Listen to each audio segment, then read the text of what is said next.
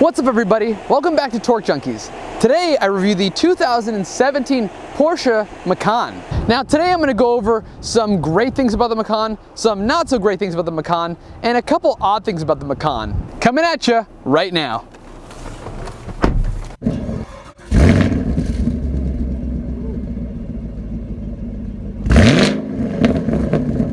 Now here's something a little odd that I didn't realize about the Macan is that if you notice, the hood doesn't end here.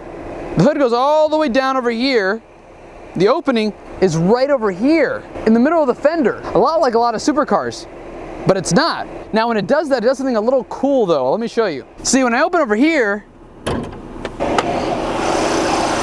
look how big the hood is. It's huge. It's all the way down to the fender. It actually leaves this big hole right over here where the headlights go. This hole, if you can't tell, is massive. And if you can't tell how massive these holes are here, let me show you. I can fit my entire head, no problem. It's like a giant hood necklace. Now the base Macan has 252 horsepower and 273 pound-feet of torque delivered by a 4-cylinder turbocharged engine shared with the Audi group in the Audi A5, Q5, and Audi A4. Come on, this is Porsche. They should put a little more power in this car. I have not really pushed this car that hard yet, so I'll reserve my expectations until I really push the car. As far as space goes in the car, it's pretty roomy.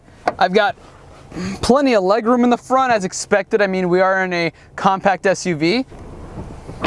I've got plenty of room with my arms, and that's not with the seat pushed all the way back. Now, as far as the back seats go, it's actually really good. This is the seat all the way back, as far as you could possibly go.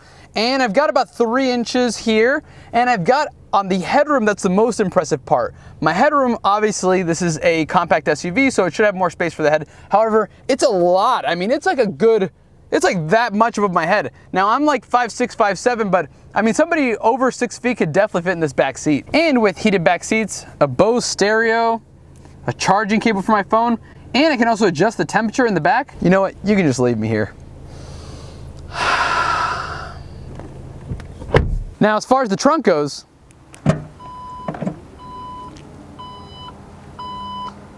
it's huge. I mean, look how deep this is. I mean, it's a compact SUV, not a regular size SUV. This gives more space than a lot of other SUVs that are in its class or above. You have a little net back here. Everything's nice and soft and smooth. There's even a 12 volt in the back here too. You know what? You can just leave me here too.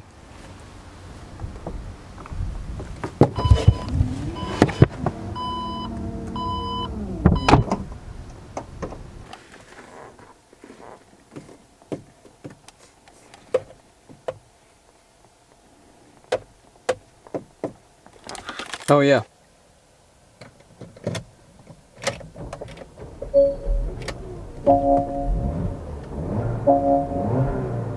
All right, so now it's raining. Windshield wipers work excellent. I mean, everything in this car is so luxurious. They just did everything right, except for this.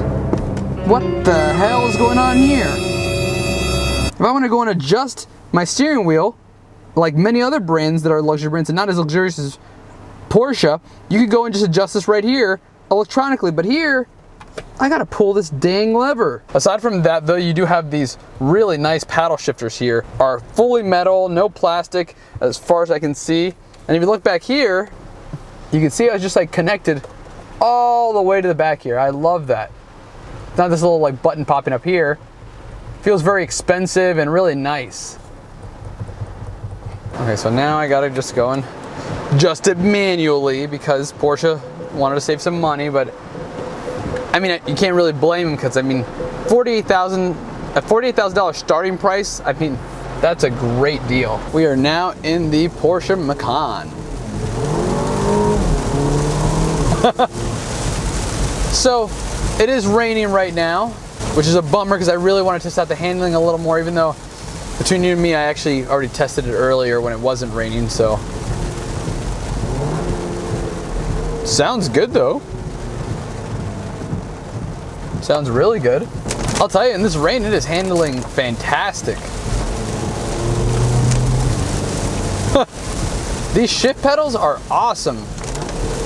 Oh, and it's so responsive, quick. So traditional with Porsche. I've driven a regular Q5, I've driven an A4 and an A5, all sharing the same engine, but there's something extra special about it. I mean, it really doesn't drive like they do. It feels so focused. A couple years ago, I did drive a 911S,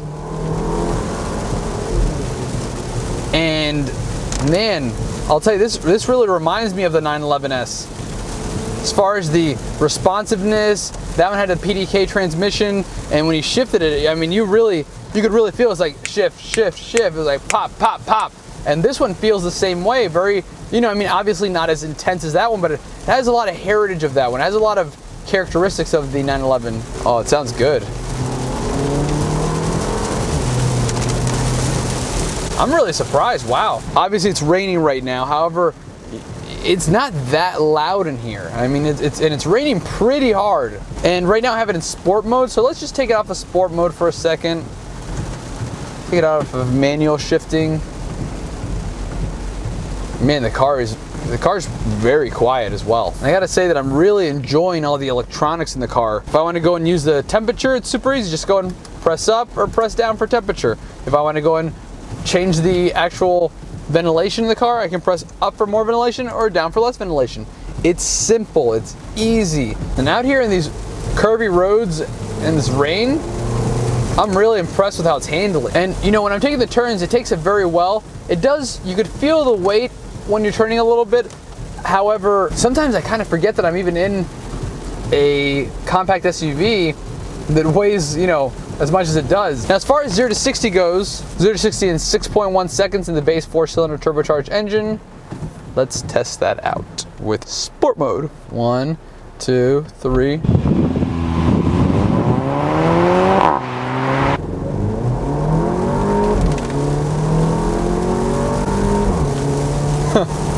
There we go. Oh, I just want to keep going. This car's a lot of fun. I drove the Audi SQ5 probably I don't want to say like a month and a half ago, and driving that car was very, very fast and it sounded so nice. However, the shifting though wasn't as quick. This one's even quicker with the shifts. And then not only is the shifts quicker, but when it comes to handling, this one handles better, I gotta say. When you go into the turn, it leans into it, which is different than how the Audi SQ5 handled. When he turned in, it kind of pulled out. It was trying to pull out of the turn. This one kind of pulls you in. Oh my God, my fiance, she would have so much fun in this car. Now, for this car, as is, it starts at $48,000, which is actually really good. Now think about it. That is $11,000 more than the new 2018 Tiguan. Now, that's a really good deal. Now, not saying anything better than Tiguan. The Tiguan is a great car, but fully loaded, you're at $37,000. This one, starting price, you're at $48,000. For the extra $11,000, you get the, I hate to say it, but you get the title of having the nice Porsche badge. That's not all that comes with it. And the handling, it just is superb. It's just typical Porsche.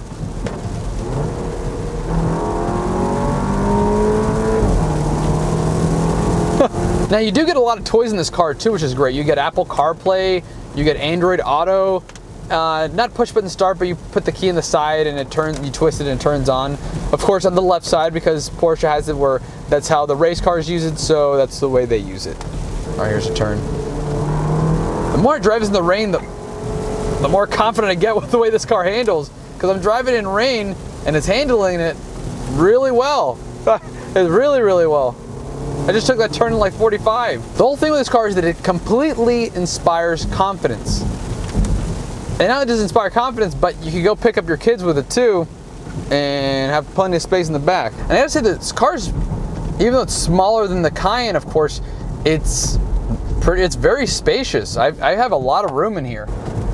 Oh, it just sounds so good. Who knew that a 4-cylinder could sound this good?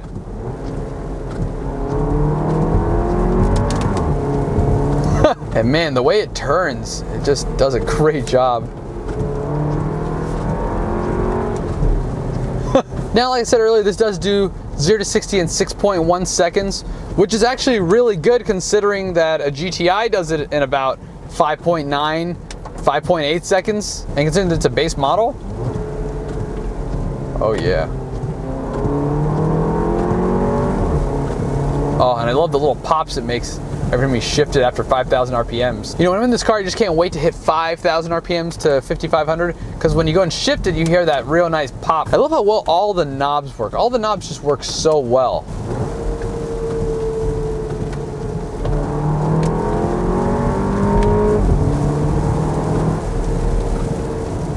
It just pulls you in. It just kind of like seduces you into driving it. Oh, it's so fun. What a gem. And I've heard so many good things about the Macan, and honestly, I didn't understand what was so great about it, except for the looks. I've always liked the way this car looks. I think it's a really, really beautiful car. I think it's much better looking than the Cayenne. The Cayenne's just a little too bulky. It looks just way too big. And just clunky, and Porsche's not about clunkiness. It's about, you know, just nice, beautiful lines, sleek, lightweight, and this car feels really lightweight. Even for a compact SUV, it feels really light. And it's actually really good on gas. I haven't gotten the exact numbers on the miles per gallon on this car, but I'll put it right over here so you can go and see it. It's been on halfway almost the entire time. I think it just lost like a quarter after 2 hours of really pushing this car. And of course you get the rain sensing wipers and blind spot monitoring and all these other things you can get in the higher model, but in the base model, you know, it's pretty well equipped. I love this beige interior. Now for $48,000, you know, you might get more gadgets somewhere else, but you're not gonna get the driving experience you get in this car somewhere else for $48,000 as far as a compact SUV goes. I mean, the Audi SQ5 I drove the other day was $63,000.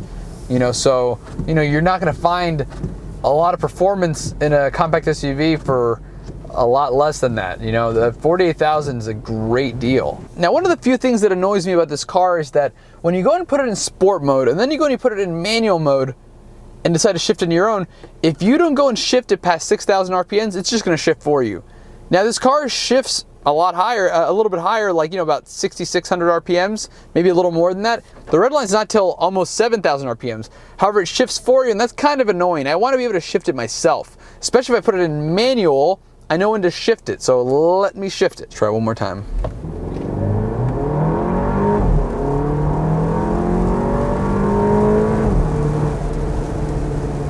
See, there it goes again. It shifted for me. So that's a little bit of annoying. If I want to go and put it in manual mode, I want to be able to shift it myself. Bad Macan. Bad Macan. Bad, bad, bad. So there you have it. The Porsche Macan is a great vehicle. Sharp handling and precise shifting really remind you that you're in a Porsche and carries that Porsche heritage. Also, it's pretty luxurious too. Now, does it have a little too much Audi DNA? Yeah, maybe so. However, for the price, you really can't beat it. All right, everybody, thank you so much for watching. If you enjoyed this video, you can subscribe right over here. And if you want to watch one of my previous videos, you can just go and press right over here. My name's Hector, this is Torque Junkies, and I'll see you next episode. Bye-bye.